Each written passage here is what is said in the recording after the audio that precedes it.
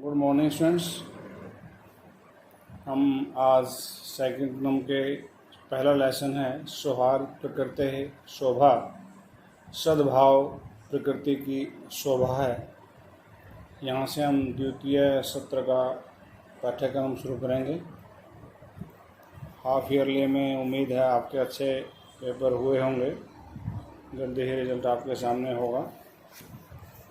तो इस लेसन में बताया गया है कि जिस प्रकार से मनुष्य जो है वो स्वार्थी हो गया है, येन केन प्रकारेण जैसे तैसे वो अपना स्वार्थ सिद्ध करना चाहता है, लड़ते रहते हैं। उसी प्रकार से वन में भी जो जीव हैं, पशु हैं, वो आपस में लड़ते रहते हैं और अंत में प्रकृति माता आती है और वो कहती है कि सभी से ही मेरी शोभा है, कोई भी छोटा और बड़ा नहीं है। सभी से, क्योंकि विभिन्न प्रकार के फूलों से ही एक सुंदर गुलदस्ता बनता है। एक ही प्रकार के फूलों से सुंदर गुलदस्ता कभी नहीं बनता। इसलिए जो है हमें निस्वार्थ भावना से काम करना चाहिए। परोपकार की भावना सदा हमारे मन में होनी चाहिए। कभी भी स्वार्थ की भावना से हमें कार्य नहीं करना चाहिए। तो यही संदेश इस पाठ में दिया गया है। एक एक शब्द को आप देखेंगे। वनस्य दृश्यम समीपे एवैका नदी एव अपि वहति।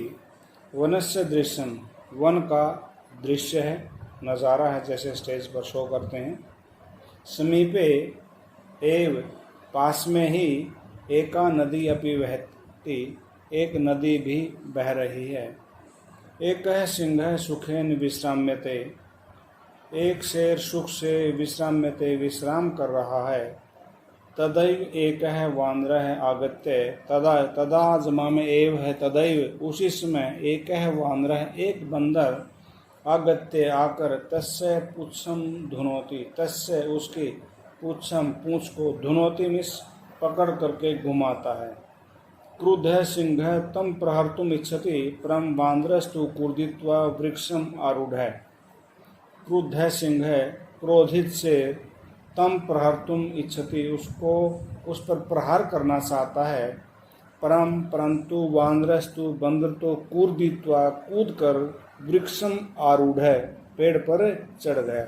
ये आरूढ़ में आ प्लस रूह प्लस कत करते हैं। आ प्लस जो रूह धातु है वो चढ़ने के अर्थ में आती है और इसके योग में द्वितीय विभक्ति का प्रयोग किया जाता है।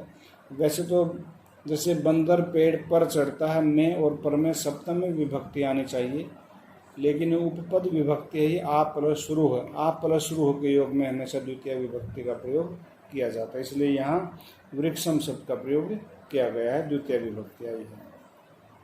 तदैव अन्यस्मात् वृक्षात् अपरः वानरः सिंहस्य कर्णम आकृष्य पुनः वृक्षोपरि आरोहति।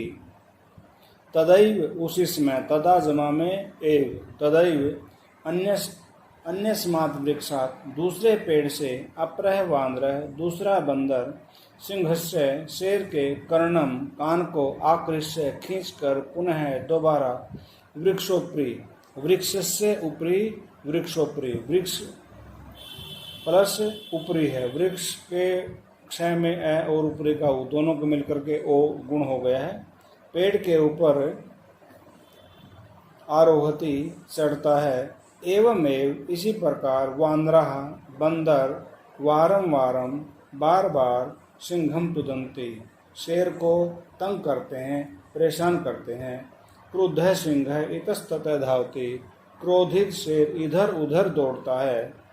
गर्जती, गरजता है। परम किमपि कर्तुम असमर्थ एव तिष्ठति, परंतु कुछ भी करने में असमर्थ ही तिष्ठति मिस रहता है, या अर्थात कुछ भी करने में वो समर्थ नहीं होता। वानरः हसन्ति वृक्षोपरि च विविधा पक्षिणः अपि सिंहस्य एतादृशीं दशां दृष्ट्वा हर्ष मिश्रितं कलरवं कुर्वन्ति। वानरः हसन्ति, बंदर हंसते हैं। वृक्षोपरि च विविधा पक्षिणः, और पेड़ों के ऊपर बैठे हुए अनेक प्रकार के पक्षी अपि भी सिंहस्य शेर की एतादृशं दशां दृष्ट्वा इस प्रकार की दशा को, अवस्था को, स्थिति को देख करके हर्ष मिश्रितम कलरवम कुर्वन्ते खुशी से मिली हुई हंसी हंसते हैं, चहचहाट करते हैं। निद्रा भंग दुखे, नींद के टूट जाने से, खुल जाने से दुखी वन राजा है सन अपि, जंगल का राजा होते हुए भी तुच्छ जीवई छोटे प्राणियों के द्वारा आत्मनः एतादृशा दुरावस्थया अपनी स्वयं की इस दुरावस्था से श्रांत है थका हुआ सर्व जंतुन दृष्टवा पृच्छति सभी जीवों को देख करके पूछता है। अर्थात जो शेर है वो जब उसकी नींद टूट जाती है और छोटे जो से प्राणी हैं उसको तंग करते हैं, वो कुछ भी नहीं कर पा रहा है, तो थका हुआ अंत में वो सभी जीवों से पूछता है। धन्यवाद।